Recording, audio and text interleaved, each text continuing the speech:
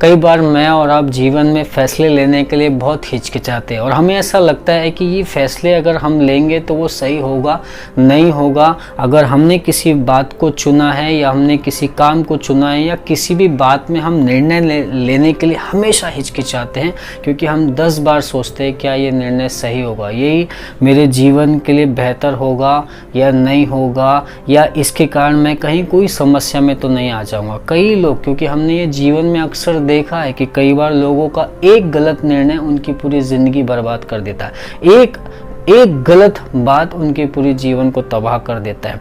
एक गलत रास्ता पूरी ज़िंदगी को तबाह करता है। और इसी कारण से हम बहुत सोचते हैं, विश्वास में आने के बाद भी हम बहुत सोचते हैं क्या हम ये निर्णय ले या ना ले, जो हम निर्णय ले रहे हैं क्या वो सही है। हम 10 बार लोगों को पूछते हैं कि भाई हम ये करना चाहते हैं, यहाँ हमारे बेटे की शादी होने वाली, यहाँ हमारी बेटी की शादी होने वाली, हम ये खेत खरीदने वाले, हम ये मकान खरीदने वाले, हम बहुत सारे, क्योंकि हम किसी भी प्रकार के गलत बातों में नहीं फंसना चाहते। इसलिए हम हमेशा हमारे से बड़े जो हैं उनकी सलाह लेते हैं, हम हमारे अगुओं की सलाह लेते हैं, हम हमारे माँ बाप की सलाह लेते हैं। और जितना कोशिश हो पड़ता है, जितनी मेहनत हो पड़ती, हम क्या करते हैं, सलाह लेते हैं और उसके बाद ही हम कदम उठाएं। और ये बहुत अच्छी बात है। हमें किसी भी कदम उठाने से पहले अपने से बड़ों से ज़रूर पूछना चाहिए, ज़रूर वो करना चाहिए। बाइबल में भी एक घटना है, आपको और मुझे याद ही है कि यीशु के 12 चेले थे, उनमें से एक का नाम यहूदा इस्करियोती था, जो यीशु मसीह की मृत्यु का कारण हुआ। उसने फरीसियों के साथ में मिलकर यीशु का सौदा किया और ऐसा हुआ कि वह जब उसने देखा कि यीशु को मार रहे हैं, सता रहे हैं, तो वो आत्मग्लानि में उसने अपने आप को फांसी दे दी और मर गया। अब उसकी जगह लेने के लिए प्रेरितों ने जो प्रथम चेले थे, जो 11 बच्चे थे, उनके पास में ऑप्शन नहीं था कि अब हम किसको ले। तो उनके पास 2 लोग थे और वो 2 लोगों में से एक को चुनना था। ये बहुत ही कठिन गंभीर एक फैसला होता है जहाँ पर 2 काबिल लोग हैं और उनमें से किसी एक को चुनना है। कई बार मतलब ऐसा होता है ना कि हम सोचते हैं कि ये काम ये भी कर सकता है, ये भी कर सकता है, और हमारे लिए ये चुनना कि इनमें से कौन ये होगा, कौन अधिपति होगा, कौन उस काम को आगे लेके जाएगा, ये बहुत मुश्किल होता है। तो प्रेरितों ने बहुत अच्छा रास्ता चुना है। वो हम देखेंगे प्रेरितों की किताब, उसका पहला अध्याय और वचन 22 से इन 2 व्यक्तियों को उन्होंने खड़ा किया। और हम पढ़ते हैं वैसा लिखता है, उचित है कि उनमें से एक व्यक्ति हमारे साथ उसके जी उठने का गवाह हो जाए। तब उन्होंने 2 को खड़ा किया, एक यूसुफ को जो बरसबास कहलाता है, जिसका उपनाम यूस्तुस है, दूसरा मतीहा को।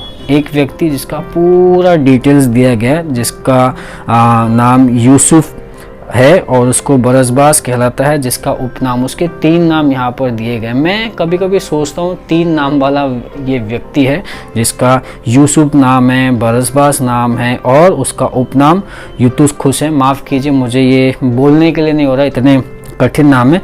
और जो दूसरा व्यक्ति था उसका नाम सिर्फ मतीहा करके जिसको खड़ा किया। और उसके बाद में खड़ा करने के बाद अब मुश्किल ये है कि इन दोनों में से किसी को चुनना है। ये 12-11 जो लोग हैं ये जानते हैं, इन्होंने देखा है इन दोनों के जीवन को, दोनों बहुत ही अच्छे उम्मीदवार हैं, दोनों बहुत ही अच्छी रीति से प्रभु यीशु के करीब रहे हैं। इसी कारण से इन्होंने उन्हें चुना है कि अब वो उनकी सेविकाई में, प्रेरिताई की सेविकाई में ये करें। अब वो क्या करते हैं, वो ऐसा लिखा है कि और यह कहकर प्रार्थना की, हे प्रभु तू जो सबके मन को जानता है, यह प्रकट कर कि इन दोनों में से तूने किसको चुना है कि वह इस सेविकाई और प्रेरिताई का पद ले, जिसे यहूदा छोड़कर अपने स्थान को गया है। यहाँ पर उन्होंने सबसे बेहतर चीज की, उन्होंने प्रार्थना किया और प्रार्थना करके भी वो यही कहते कि प्रभु तू सबके मन को जानता है, तू प्रकट कर इन दोनों में से कौन यहूदा का पद लेगा, कौन सही उम्मीदवार होगा, कौन सही व्यक्ति होगा।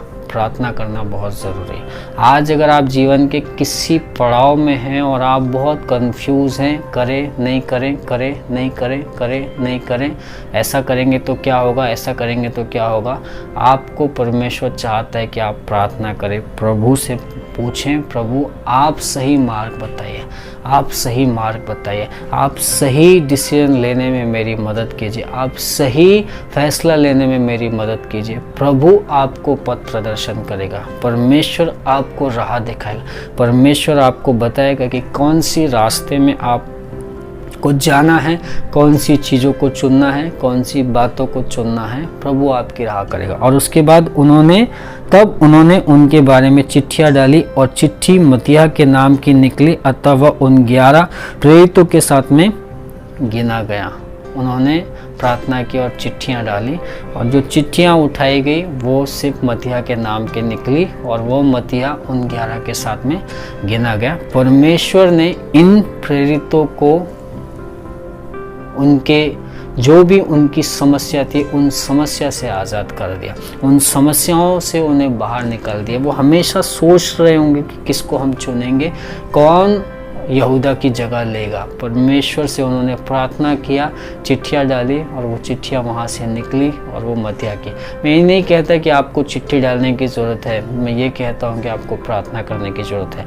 मुझे और आपको आज ज़रूरी है कि हम प्रार्थना करें, परमेश्वर से मांगें कि परमेश्वर आप सहायता कीजिए, परमेश्वर आपकी सहायता करेगा। प्रभु आपको आशीष दे। किसी अगर समस्या में आप हैं, दुविधा में आप हैं, परमेश्वर आपको उस दुविधा से दूर निकाले, परमेश्वर आपके मन में शांति दे। आइए प्रार्थना करते हैं। प्रभु यीशु मसीह, आज हम प्रार्थना करते हैं परमेश्वर की जो भी व्यक्ति दुविधाओं में, समस्याओं में, परेशानी में, प्रभु आप उनकी दुविधाओं को दूर कीजिए, आप उनके मन में शांति लेके, आप उनके मन की दुविधाओं को दूर कीजिए, उनके जीवन के फैसलों को लेने में आप सहायता कीजिए। प्रभु आप सहायक हैं हमारे। हम प्रार्थना करते हैं कि आप हमारी सहायता करेंगे कि हम कठिन फैसलों को आपकी मदद के अनुसार हम ले सके, प्रभु आपकी इच्छा के अनुसार ले सके। पवित्र आत्मा आज हर एक जन की आप अगुवाई कीजिए कि हम सही रीति से हमारे जीवन के छोटे बड़े जो भी फैसले हैं उन फैसलों को